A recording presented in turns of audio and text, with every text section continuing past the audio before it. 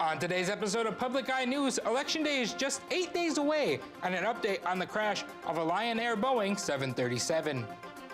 Later in the show, Grant will be back with an NMU sports update and who won the World Series. Caleb Rydell will also have our weather forecast. Hi, I'm Samantha Carter. And I'm Grant Lukens, and this is Public Eye News.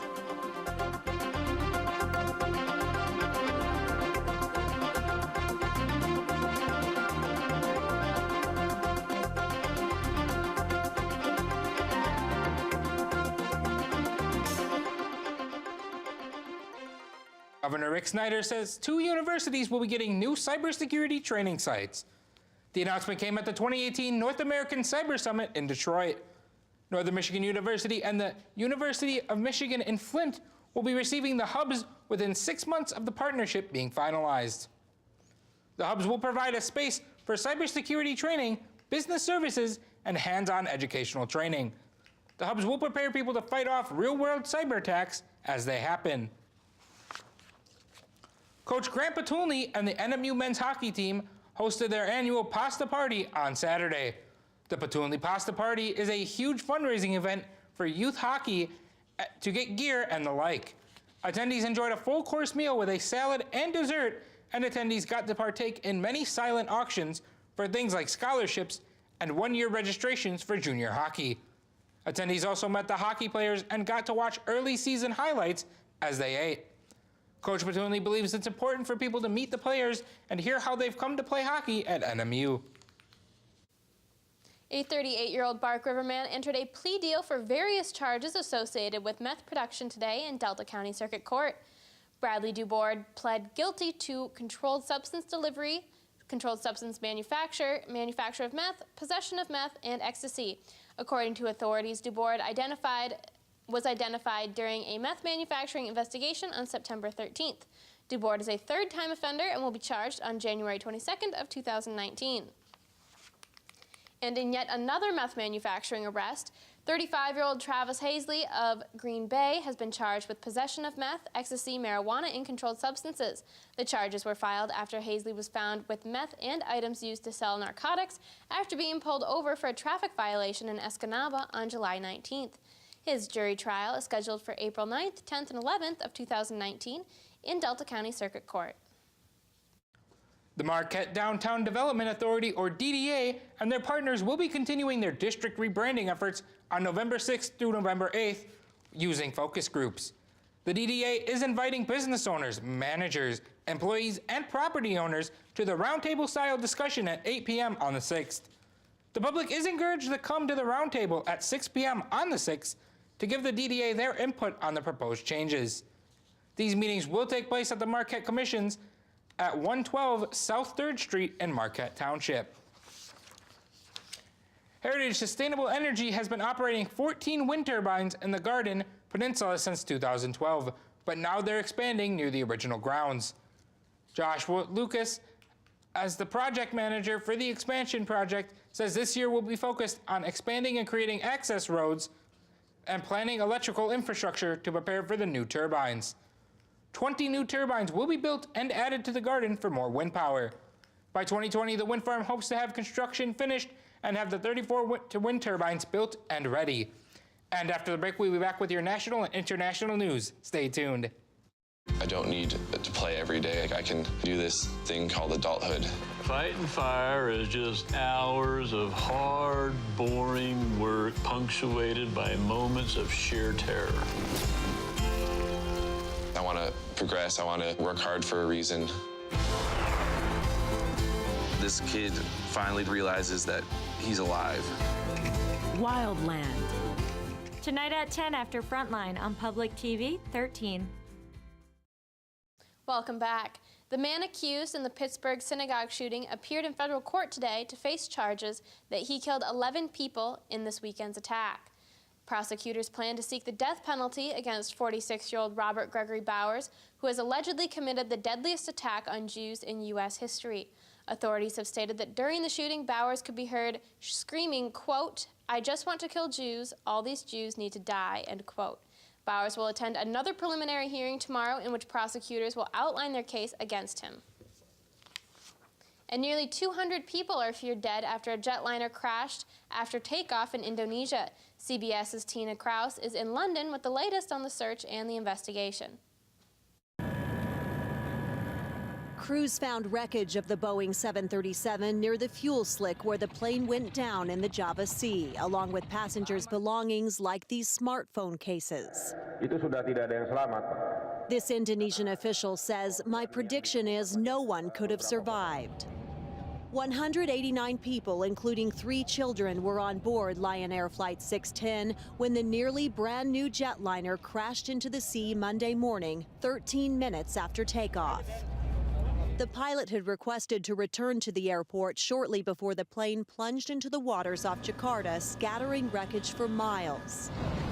Search teams are working through the night to recover bodies and debris, and hopefully the black box, which could give clues as to why the plane went down. Distraught family members are waiting for news of their loved ones and hoping for a miracle. The safety of Indonesian airlines has long been a concern, and they've been banned in parts of the world.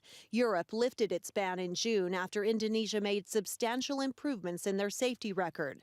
The U.S. removed a similar ban 2 years ago. Lion Air's CEO says the plane that crashed Monday had a technical problem on a previous flight, but the issue had been resolved. Tina Kraus, CBS News. NMU's Politics and Media class has put together an ongoing discussion covering the election process and why you should get out and vote. Today's segment is on women in government. Today I have Dr. Ruth Watry with me, and we'll be talking about women in government. So more women are running for government positions in Michigan in 2018 than any other year. Why do you believe this is? It's part of a national trend. A group that helps women run for public office. During the 2016 election cycle, they had 920 requests for assistance. This election cycle, they've had over 30,000. We see that it's in response to policy issues like immigration, issues like health care, and it's an extension of the Women's March on Washington, the Me Too movement, response to sexual assault, sexual harassment. Statistically, women vote more than men in all government elections. Why do you think this is? Since 1980, we've seen a larger percentage of women vote than men. This is occurring for several reasons. First, women deal more with government on a day-to-day basis. They're more likely to be a primary caretaker. They're more likely to be in poverty, so they rely on those programs.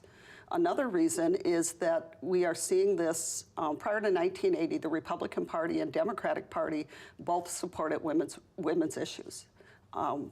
But since 1980, the Republican Party has stopped being in favor of child care, various other public policies.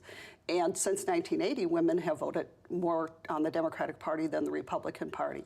Finally, during the 60s and 70s, we had the draft, which had men motivated to vote, and we had the women's movement. The draft movement went away in 1970s. The women's movement has not. Who are some women that are running for government positions that we should all look out for? Well, we are going to either have a female governor or a female lieutenant governor. We will have a female secretary of state. We could have a female lieutenant governor. We could see the House in Michigan go Democrat, and we could have a record number of women in the Michigan House. We're looking at lots of women running in lots of races. A lot of races. Well, thank you for listening, and a special thank you to Dr. Watry for being here. I am Denali Drake, and please don't forget to vote on November 6th. Authorities from NASA at Cape Canaveral in Florida announced that as of this weekend, the Hubble Space Telescope is up and running once again after a 3-week shutdown. The telescope was shut down while repairs were being made on its pointing system and gyroscope. Since its launch in 1990, the Hubble has made more than 1.3 million observations of stars, galaxies, black holes, and other celestial objects. And after the break, we'll be back with your weather and sports. Stay tuned.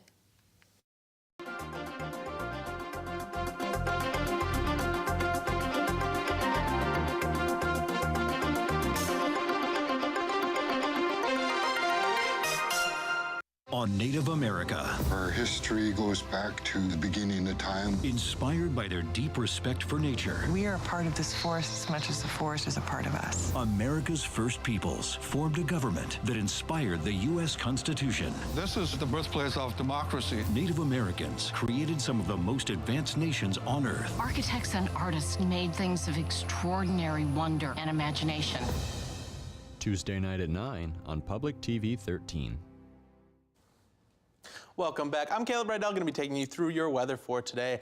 As you can see, there is sun shining across that NMU campus right now, and those long shadows are indicating that we are getting near the middle of, or we are getting into winter. Partly cloudy out there right now with a temperature of 46 degrees, winds out of the north at 10 miles per hour, and a barometric pressure of 30.01 inches and rising. Taking a look tonight, we're going to see partly cloudy out there with a low of 36 and winds out of the south at 6 miles per hour. So we're going to get a little bit of that freezing temperature out there. Taking a look tomorrow, we're going to see rain finally coming our way again. It's going to be wet, so make sure to grab those raincoats and those umbrellas. It's going to be a high of 47 with winds out of the south at 12 miles per hour. Taking a look across the UP, we're going to see sunshine poking out a little bit on the tip here. We have 44 degrees in Sault Ste. Marie with that sun. Partly cloudy in Manistique with 49 degrees. Back to the clouds over with 50 in Escanaba and down 48 in Menominee. Taking a look at the western half of the UP, we're going to start over in Iron Mountain with 47 degrees. Over to 46 in Ironwood. Up in the Keweenaw in Houghton with 48. And back here in Marquette is that partly cloudy and 46 degrees. Let's take a look at your week ahead. On Wednesday, we are looking at a high of 48 degrees with a low of 33 and partly cloudy out there. Thursday with a high of 41, a low of 33 again, and partly cloudy out there. And Friday, we are looking at a high of 38 and a low of 32 and some clouds. Well, we're not looking at such great weather tomorrow, but I hear that that Boston was having some good success this weekend at the series. That's right. The Boston Red Sox just clinched the 2018 World Series after beating the Los Angeles Dodgers 4-1 in the best-of-7 games. The Red Sox are bringing home the Commissioner's Trophy and a sizable bonus for the players. The Red Sox won their 4th World Series game in 15 years and 9th overall. The champions will get 36% of the money made and will have to determine how the money is split, which hopefully will not divide the team. NMU senior Jake Mayon broke the Northern Michigan University's career rushing yards on the celebrated Seniors Day. Mayon broke the record despite the loss against Michigan Tech 35-33. Mayon needed 91 yards to break his record, which he used 4 carries to do. Mayon also scored his 12th touchdown of the season and his 36th touchdown of his career. Mayon finished the game with 193 rushing yards and some touchdowns. Northern Michigan University's men's hockey team settled for a series split after falling 2-1 Bajimi State in the Barrie Event Center. The first part of the game was a simple engagement match where the Wildcats matched the Beavers in shooting and engagement. The second period relied more on special teams and had also resulted in 3 penalties for each team. The Wildcats were down 2 men after 2 penalties were called roughly 26 seconds apart. However, despite them being outnumbered, the Wildcats were able to beat the Beavers going into the 3rd period. The Beavers, however, beat the Wildcats overall with a last-second goal. And it seems the hockey team's having a rough time, but I hear some people in France are having a good time. That they are. Alain Robert, a French urban climber, is being called France's Spider-Man after he was witnessed scaling the side of one of London's tallest buildings. Robert climbed the 662-foot Heron Tower on Thursday as police cordoned off the building, closed roads, and ushered spectators away. Robert pleaded guilty to causing a public nuisance and received a 20-week suspended sentence and a $7,000 fine. But that's all the time we have for you here today at Public Eye News. Tune in again tomorrow.